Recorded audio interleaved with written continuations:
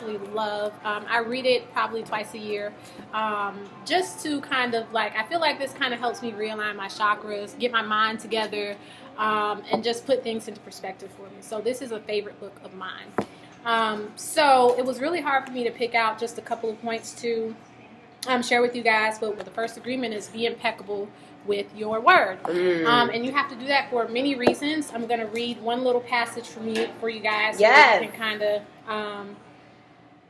know about your word. So, like a sword with two edges, your word can create the most beautiful dream, or your word can destroy everything around you. There's so much power in what we say, what we think, and what we feel. So I think oftentimes we say something and we don't even realize that we're cursing ourselves or we're cursing others. Ooh! And if you curse others, in that moment it may be good, but I gotta stop you. That you're cursing yourself. Did you hear what she said? When you thought you was cursing others, you're cursing yourself. That's powerful. I be cussing. So, like I said, I have to go back to this often, and I have to just, get myself together and remind myself, the very things that we think are small, that we think are subtle, don't have meaning. Hey, they can mess you up, because I know in my life I've said things to people that I wish I could take back. And unfortunately, when you say certain things to people, even if you apologize, they always remember what you said and how it made them feel. Yes, I gotta let that resonate for a second, because sheesh. You pointed at me, but you got 3 fingers pointing back at you. That's your word. That's your word. One shot to you, it may hurt you, but that's going to fuck me. 3. Ooh! That's going to fuck me up. Now to you. I'm going to carry that today. You want to write it down? I already have. Okay, don't worry about it. Yeah, I'll write it down. I'll send you an email now. Okay. No need to waste trees. My first point was don't take anything personally. And I want to read a little snippet out of the book. You become immune to black magicians. Black magicians don't mean your skin. That just means you practice black magic. Let's make that clear. So you become immune to black magicians, and no spell can affect you regardless of how strong it may be. The whole world can gossip about you, and if you don't take it personally, you are immune. Someone can intentionally send you emotional poison, and if you don't take it personally, you will not eat it. When you don't take the emotional poison, it becomes even worse in the sender, but not in you. That goes hand in hand with what you just said. I agree what he says, that people spew poison or they can spew power out of their mouth through their words. I get that, right? But the part about not taking it personal is sometimes I do want to take it personal. And sometimes when I say something, it is personal. It is truly personal to me. Because I had to think about this in my relationship. Sometimes I really sit down and have a one-on-one with him, and it is truly personal to me, and I want him to take it personal. I feel like if you don't take nothing personal, you block a lot of things in your life, including happiness, including love. Well, okay, so there's 2 sides to that for me. So initially, when I read Don't Take It Personal, and that was one of the ones I struggled with as well, because I take everything personal. You cut me off at a light, you do not like me, because you just tried to kill me. Oh, death. There was death. No, because this is a vehicle. It's several tons, and you're going to cut me off like that. You tried to kill me. You don't like me. You don't care about me. Not that they just was late to their dentist appointment. Not that they were late. Not that maybe, it's a family emergency. I immediately take things personal. Even when someone is, mean to me. Like, I go into McDonald's. Well, I don't eat McDonald's. I go into Chick-fil-A. Never went into Chick-fil-A and had bad experience. I'm lying. I go into Walmart. Okay? Ooh, why you even go? But anyways, go ahead. Go into Walmart with y'all raggedy stuff. Okay. First of all, handle that. Cannot talk about the whole franchise. Go into Walmart with y'all raggedy stuff. Got 17,000 lanes. Yes. Y'all only got 2 self-checkouts at work, and y'all only got 1 cashier. Okay? Get to I the never cashier. understood that. Why do they? Why is so many lanes? You know what? Even during the holiday season, they don't open all of the lanes. Target do the same thing though. Why y'all got 100 lanes and never have 100? I don't even think they have 100 cashiers on the payroll. I need an explanation. Is there something that we need to know about retail management As to It sounds why, like y'all need an industrial engineer. Holla at your girl. Just saying. So listen, go to Walmart, get to the line, the cashier is rude to me. Slanging my items. I asked her how she doing. She don't even look up to make eye contact. Oh, no. Eye contact, girl, That you ask makes for too much. me, yeah, because listen. You ask for too much. No, listen, if I'm in your space and we are exchanging anything, you need to look me in my eye. Don't put my money down on the counter if I put it in your hand. Because guess what? I'm going to pick it up and now you're going to have to bring all of this shit back because I want to return. I want my money back. Don't play. You should not. That's too personal. I take it personal. Okay, so I have to realize in that moment, I don't know, this person is at their job. I don't know what their day was like. It ain't me. Mm-hmm. You know what I mean? And so when I think of taking things personally, I think of the negative energy because, of course, we want to absorb positivity, right? Yeah. So if it's something personal and it's a positive thing, I would think I would, absorb that. But listen, energy does not die. It does.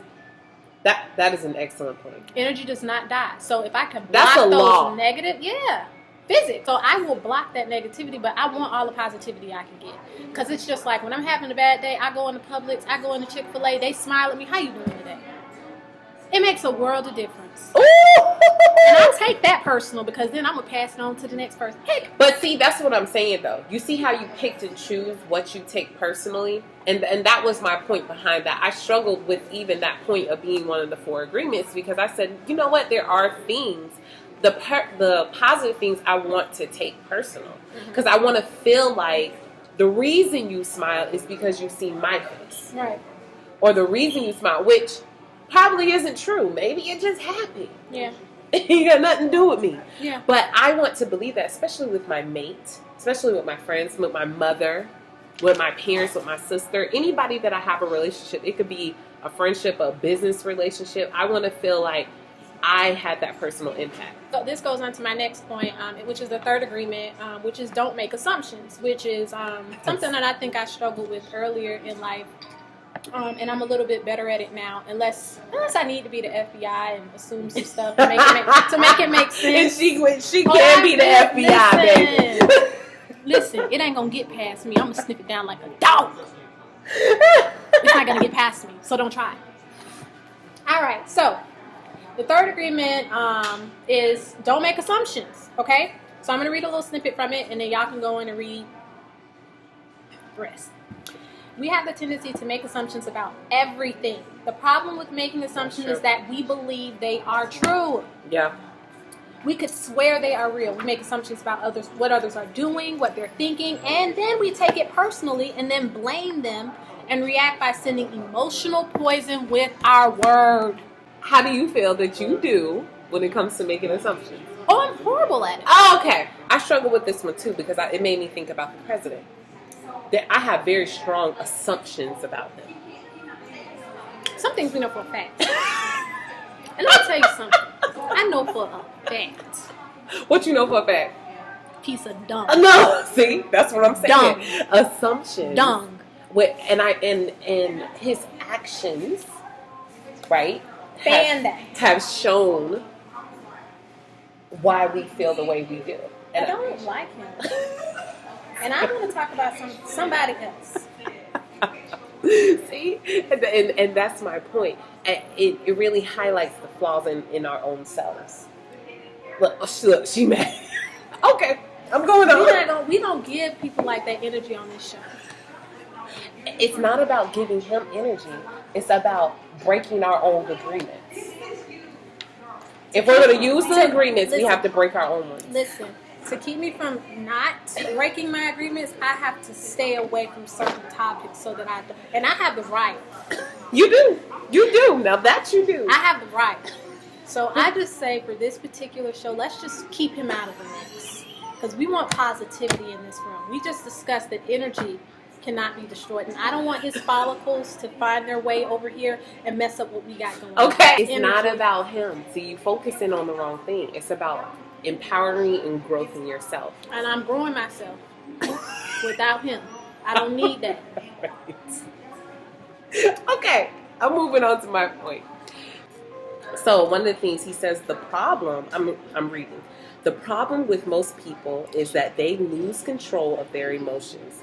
It is the emotions that control the behavior of the human and not the human who controls the emotions. So I chose this point because my emotions are out of control. Are they? They're out of control. Just like monthly or something, or just No. all the time? Oh, definitely monthly. But that's scientific. That ain't my fault. No, I seriously catch myself feeling like I cannot control what I'm about to say because my emotions literally is that powerful. Not to the point where it can be to the point where I react. It takes a lot to get me there, but you can get me there. You can definitely get me there. Oh yeah, me too. And someone told me a few years ago 2 things. It was my she's my cousin, but she's really my auntie because she's older. Listen, you don't have to. Do you attend every party that somebody invites you to? No. You don't attend. You don't have to. If somebody invites you to a fight, you don't have to fight back with them. And somebody can only drive you crazy if you give them the keys. Thank you. So that just goes back to that. And then, not taking things personal. Yeah, I'm an extremely loyal person. Yeah. But I am the queen of cutoff too. Yeah. So I feel like I can cut your ass off and really like walk over you in the street. To the point where it's like I'm truly that unbothered. But the problem is, it's not, I think that it's showing that I'm unbothered, but it's actually showing that I am bothered because I'm so mad that I would do something that inhumane. It's not inhumane to walk past somebody like you're on. I mean, if they on fire, you wouldn't piss on them. That's inhumane. But just to walk past them to protect your energy and your space, it's not. No, I'm saying like walk over you. You could be struggling. I'll be like, excuse me, sis. Would you fart when your leg got up? No, I'd just be like, they'll be like, oh my gosh, why did you? And I'll be like, no. And it's like an old boyfriend. You know when you see an old boyfriend, you're like, what's up, bro? How you doing? Didn't think nothing of it because you really, the emotional attachment is gone. I could be friends with you. We can kick it. Yeah, I do very well with that. You don't bother me. But your current one, who you still have that emotional attachment, he pissed you off. He could do the same thing. This is true. You just flaming.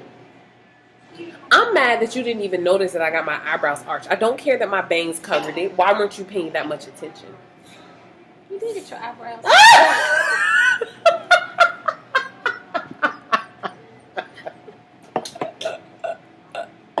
I know, I've been letting them grow in. They look good.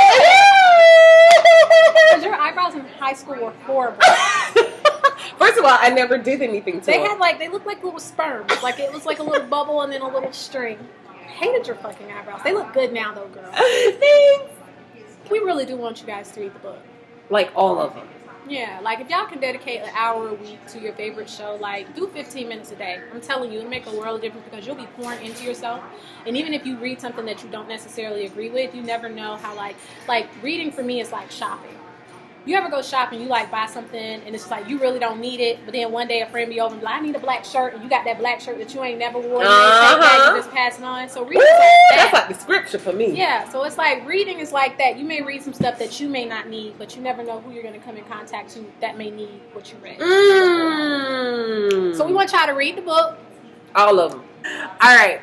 See y'all next week on Next Chapter.